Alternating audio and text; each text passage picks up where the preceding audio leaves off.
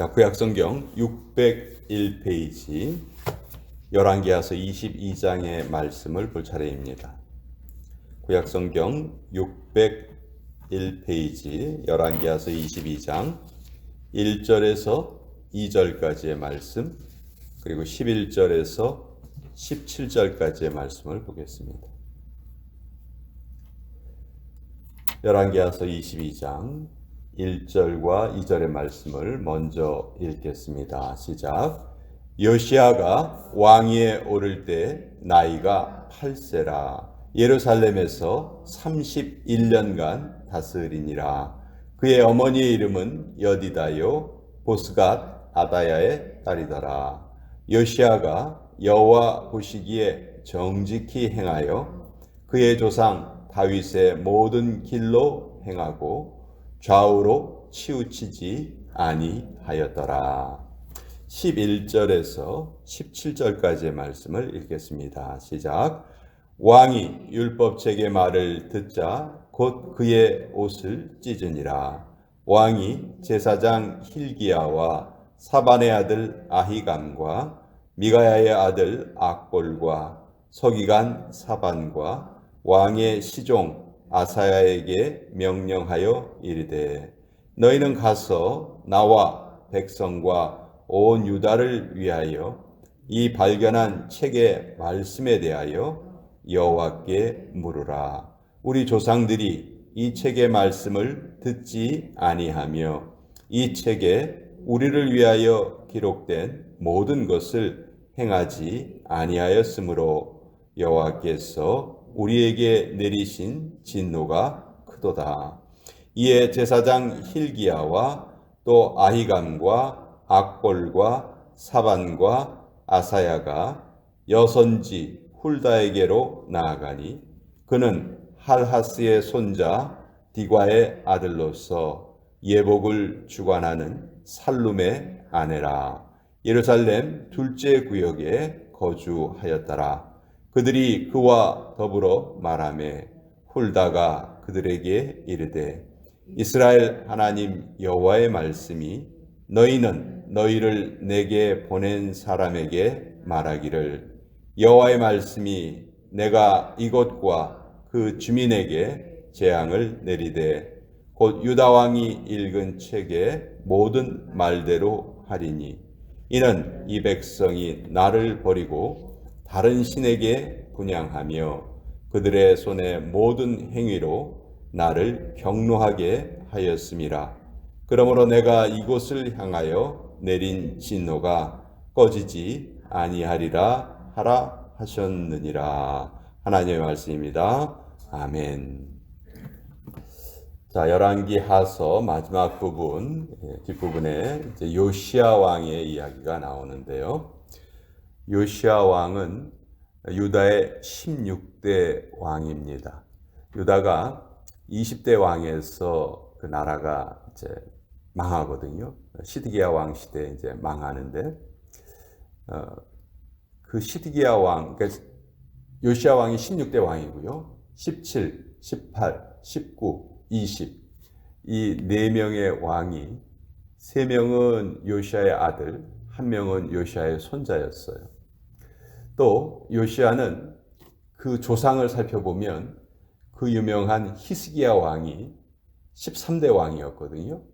히스기야 왕의 아들 므낫세가 아주 악한 왕이었죠.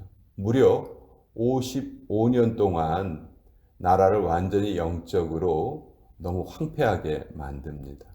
그리고 그 므낫세의 아들이 아몬이었어요. 그 아몬이 바로 요시야의 아버지입니다.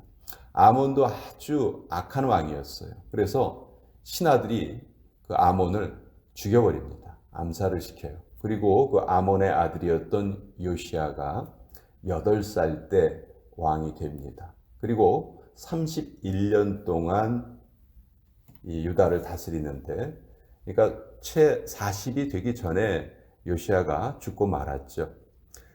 제가 이스라엘 남유다의 역사 중에서 가장 안타까운 부분이 이 요시야가 일찍 죽은 것이다, 그렇게 말씀을 드렸는데, 사실 다윗 왕은 30세의 왕이 돼서 40년을 다스려요. 70살에 죽습니다. 솔로몬은 20살의 왕이 돼서 60살에 죽어요. 솔로몬도 40년을 다스립니다. 이 80년의 기간이 유다에 이스라엘 전체 역사에 있어서 아주 전성기라고 할 수 있죠. 하나님의 은혜가 가장 크게 부어졌던 기간이에요. 근데 그에 못지않게 이 역사의 뒷부분에도, 유다 역사의 뒷부분에도 하나님의 은혜를 크게 받았던 몇몇 왕들이 있었는데, 대표적인 왕이 히스기야 왕과 요시야 왕이었어요. 오늘 그 요시야 왕의 이야기를 좀 알아보겠습니다. 자, 요시야가 8살의 왕이 됐으니까 어렸을 때에는 왕으로서의 역할을 제대로 할 수가 없겠죠. 그렇지만 성경은 이 요시야 왕이 하나님 앞에 정직하게 행하는 그런 아주 영적으로 선한 왕이었다. 2절에 보면 요시야가 여호와 보시기에 정직히 행하여 그의 조상 다윗의 모든 길로 행하고 좌우로 치우치지 아니하였다. 이렇게 아주 엄청난 칭찬을 지금 하고 있습니다. 열왕기하서 23장 다음 장 25절에 보면 또 요시야 왕에 대해서 이런 기록이 있습니다. 모세의 모든 율법을 따라 여호와께로 돌이킨 왕은 요시야 전에도 없었고 후에도 그와 같은 자가 없었더라. 요시야 왕의 전과 후에 요시야 왕처럼 하나님의 말씀을 철저하게 지키려 했던 왕이 없었다. 아주 엄청난 칭찬이죠. 하나님께서 우리들에게 그 주변에 그와 같이 하나님을 잘 섬기려 하는 자가 없었더라. 이런 칭찬을 우리에게 해주신다면 아마 이 세상에서 우리가 받을 수 있는 가장 큰 칭찬일 거예요. 그 칭찬을 요시야 왕이 받았다는 거죠. 자, 3절에 보면 요시야 왕이 18째 해에 8살의 왕이 되었으니까 18년 후에는 이제 26살 때죠. 요시야 왕이 20대 중반에 이제 자기 나름대로의 정치를 시작을 합니다. 어떤 것을 시행을 하냐 하면 맨 처음에 했었던 것이 여호와의 성전을 보수해야 되겠다.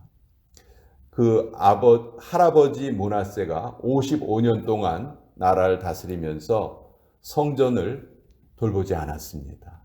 그 아버지 아몬도 2년 동안 나라를 다스리면서 여호와의 성전을 돌보지 않았어요. 그러니까 57년 동안 여호와의 성전이 방치되다시피 했어요. 백성들은 계속해서 우상을 숭배하고 바알과 아세라를 쫓아다니고 여호와의 성전에 대해서는 관심도 없어진 거죠. 여러분, 한 건물이 수십 년 동안 방치되었을 때 그 모습을 한번 생각해 보세요. 불과 1, 2년만 제대로 집 관리를 하지 않으면요, 집이 얼마나 보기가 흉하죠. 근데 수십 년 동안 이렇게 여호와의 성전이 제대로 수리도 못하고 여호와의 성전에 대해서 사람들이 신경을 쓰지 않았어요. 그래서 요시야가 20대 중반에 처음으로 한 일이 성전을 보수하는 일을 시작을 합니다. 그것을 아주 왕이 열성적으로 시작을 하니까 또 그 일에 동참하는 또 하나님의 사람들이 함께 모여서 이 일을 아주 잘 실행을 해 나갑니다. 근데 이 과정 중에 아주 놀라운 일이 하나가 발생을 합니다. 8절에 보면 대제사장 hil기야가 서기관 사반에게 이르되 내가 여호와의 성전에서 율법책을 발견하였노라. 여호와의 성전에서 율법책을 발견하였노라. 이게 그냥 아무렇지도 않게 들릴 말이 아니에요. 교회에 갔더니 그 교회 안에 성경책이 있더라. 병원에 갔더니 그 병원에 청진기가 있더라. 여러분, 이거는요 놀랄 일이 아니에요. 당연한 일이죠. 그렇죠? 교회 가면 성경책이 있어야 되고 병원에 가면 청진기가 있어야 돼요. 근데 그것을 발견했다고 그래요. 그건 무슨 말이에요? 그만큼 그것에 대해서 사람들이 잊고 있었다는 거죠. 아니, 여호와의 성전에서 율법책을 발견하는 것, 율법책이 있는 것이 게 당연한 일이지. 그걸 어떻게 발견했다고 표현을 합니까?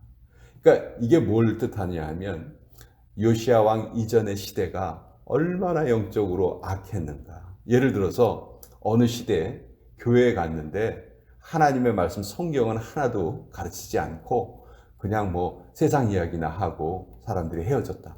그 교회라고 할 수 없겠죠.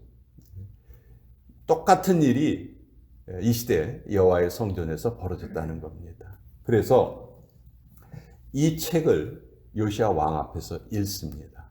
자, 여기에 발견한 이 책은 무엇이냐? 모세오경이었을 거라고 우리가 추측을 하고요. 그 중에서도 가장 모세오경의 핵심은 레위기죠. 5권의 책 중에서 레위기가 모세오경의 핵심입니다. 하나님께 어떻게 제사를 드려야 되고 하나님께 어떻게 가까이 나아가야 하고 하나님께 어떻게 죄를 용서받아야 하는지 그것이 레위기에 적혀 있는데 그 책을 이제 왕 앞에서 읽은 거예요. 그랬더니 요시야가 이제 크게 깨닫습니다. 아, 내 조상들이 우리나라가 지금 하나님의 이 말씀을 제대로 지키지 않아서 나라가 이렇게 영적으로 황폐하게 되었구나. 그러면서 이제 이것을 앞으로 우리가 어떻게 해야 할지를 여선지자 훌다에게 물으러 보냅니다. 자, 여선지자 훌다가 아주 참 중요한 인물 중에 하나인데 이 훌다는 어떤 여성일까? 14절에 보면 중간에 예복을 주관하는 살룸의 아내라 예루살렘 둘째 구역에 거주하였다. 이 외에는 어떤 정보도 훌다에 대해서 나와 있지 않아요. 자, 왜 하필 여선지자 훌다에게 사람을 보냈을까? 이 당시는 이미 예레미야가 활동하고 있었던 시대예요. 또 스바냐라는 선지자도 같이 활동을 하고 있었습니다. 근데 왜 하필 여선지자 훌다에게 보냈을까? 아마 예레미야가 좀 멀리 떨어져 있었던 것 같고 훌다는 예루살렘 둘째 구역에 살고 있었다고 하죠. 이 둘째 구역이 그 선지자들이 모여 살던 곳이었다고 해요. 일종의 선지 학교가 아주 가느다란 명맥을 유지하고 있었던 거예요. 그 이전에 그 므낫세 왕의 시대, 또 아몬의 시대, 정말 영적으로 어두웠던 시대거든요. 그 수십 년의 시대 동안 그래도 없어지지 않고 명맥을 유지하고 있었던 그 무리들이 예루살렘 둘째 구역에 살고 있었는데 훌다가 거기에 살고 있었다. 그러니까 훌다는 그렇게 어두워진 그런 세태 속에서도 기도와 말씀으로 영성 훈련을 계속 쌓아갔던 그런 사람이라고 우리가 알 수 있겠죠. 그래서 그 여선지자 훌다가 이제 요시야 왕에게 이야기를 합니다. 이미 하나님께서 므낫세의 악행으로 이 나라를 벌하시기로 결정하셨다. 또 므낫세의 악행뿐만이 아니고 이 백성들의 날마다의 삶에서 하나님을 무시하고 하나님의 율법을 아예 들으려 생각지도 않고 우상을 쫓아다니는 그 모습에 하나님께서 벌을 내리시기로 결정하셨다. 그러나 요시야가 사람을 나에게로 보내고 요시야 왕이 이렇게 열심히 하나님을 잘 섬기려고 애쓰는 것을 하나님께서 보시고 요시야 왕 시대에는 이 벌을 내리지 않으실 것이다. 그 후대에 내리실 것이다. 이렇게 예언을 합니다. 그리고 이 예언대로 요시야 왕 때에는 그래도 하나님께서 그 나라를 잘 지켜주셨고 그 요시야 왕의 행위를 기쁘게 여기셨죠. 제일 안타까운 것 중에 하나는 요시야가 39세에 이제 죽은 건데 이게 어떤 그 뭐 몸에 병이 있다든지 뭐 이런 것이 아니고요. 애굽하고 아수르가 싸움을 벌이려 했을 때 애굽이 이제 이스라엘 땅을 지나가서 아수르와 싸우려고 했는데 그것을 요시야 왕이 막아요. 그냥 애굽은 그냥 내가 그냥 지나만 가겠다 했는데 요시야 왕이 그것을 막습니다. 막고 애굽하고 전투를 벌여서 그 전투에서 요시야가 죽고 말아요. 이게 참 너무나 안타까운 부분이죠. 자, 요시야는 정말 하나님 앞에 이렇게 큰 칭찬을 받은 왕이 또 있을까? 아마 다윗, 히스기야, 요시야, 뭐 여호사밧 요 정도는 유다의 한 20명의 왕들 중에서 그래도 하나님께 칭찬받았던 왕이거든요. 그럼에도 불구하고 그 시대의 흐름은 바꿀 수 없었어요. 우리도 마찬가지입니다. 우리가 아무리 열심히 신앙생활을 한다 할지라도 시대의 흐름은 바꾸지 못할 수가 있어요. 아마 그게 힘들 거예요. 그러나 그렇게 시대의 흐름은 바꾸지 못한다 할지라도 하나님께서 요시야의 모습을 보시고 그 징벌을 요시야의 시대에 내리지 않으시죠. 이건 또 뭘 말하냐 하면 아무리 시대가 어둡고 악하다 할지라도 하나님의 은혜를 구하는 자에게는 하나님께서 반드시 은혜를 베푸신다는 거예요. 비록 시대를 바꾸진 못한다 할지라도 얼마든지 하나님의 은총을 받으면서 살아갈 수 있다는 것이죠. 자, 우리는 지금 기독교의 그 중흥기를 이미 어느 정도 지났죠. 지금 쇠퇴기라고도 볼 수 있을 거예요. 또 다른 어떤 큰 역사가 일어나기 전에는 교회의 모든 모습이 약해지는 시대에 살고 있습니다. 뭐 우리나라, 이 미국뿐만이 아니고 한국도 마찬가지고 유럽은 뭐 교회가 지금 다 통통 비어 있고 주인이 없는 교회, 아무도 관리하지 않는 교회가 뭐 이탈리아에만 뭐 수천 개가 넘는다고 해요. 다 비어 있다는 거예요. 뭐 한 사람도 오지 않는다는 거죠. 자, 그런 시대를 우리가 지금 살아가고 있습니다. 그렇지만 이 시대에도 하나님께서는 하나님을 찾는 자는 반드시 지켜주신다는 것이죠. 우리가 이 시대를 바꿀 수는 없지만 그렇다고 하나님의 은총을 잊고 살아서는 안 된다 하는 것입니다. 그러니까 시대와 상관이 없이 하나님은 우리에게 원하시는 것이 있어요. 이 시대가 기독교가 부흥하는 시기건 뭐 정체되어 있던 시기건 그것은 상관이 없습니다. 나 자신의 영성이 가장 중요한 것이죠.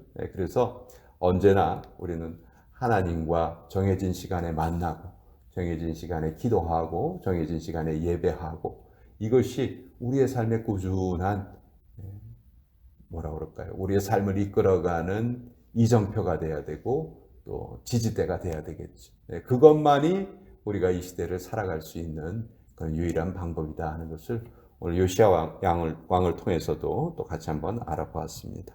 자, 오늘도 같이